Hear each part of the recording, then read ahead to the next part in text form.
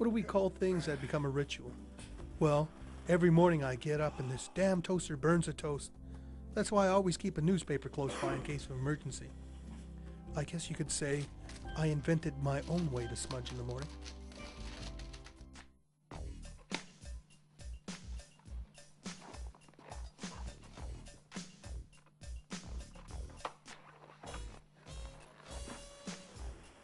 Now she's mighty cute. I've known Marvin Francis to be a writer, poet, actor, artist, marijuana advocate. He's basically every mother's nightmare. His poetry is highly unconventional. No rhyming couplets and an unflinching hardcore look at urban life. You know, broke with no cigarettes and more than a little hungry.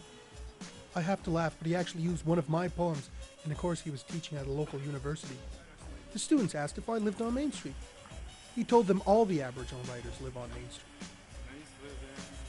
If there was one thing I could change, it would be the day I started smoking. I'd slap that cigarette out of my hand. I always say I'll quit tomorrow, but I never do. Marvin quit for a year after he was told he had cancer. I've quit a few things in my life, but that's one devil that's hard to leave behind.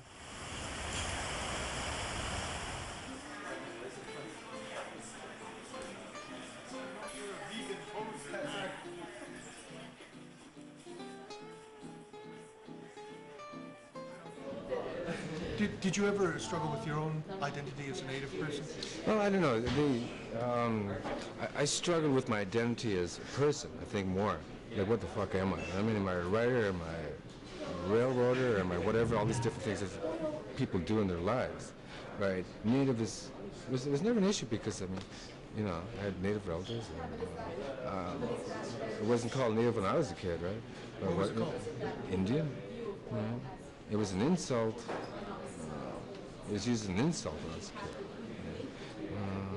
kid. So what do you think of this explosion of names, in a way? You know, like for instance, I could call myself, I'm an Aboriginal, Indian, Native, First Nations, Anishinaabe, Cree, Nietzsche.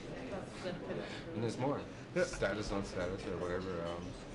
Well, there's First Nations. There's a desire to use new terminology, and I guess one word doesn't fit all that diversity somehow. Like Aboriginal to me always meant from Australia, right? I use Native because it's shorter to type. I got criticized for that too. Instead of Aboriginal, right?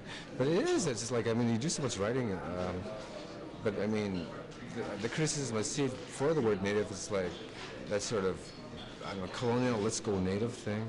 But if you're using words in English, like, who are you kidding, right? Unless you're writing in Cree, whatever language, right?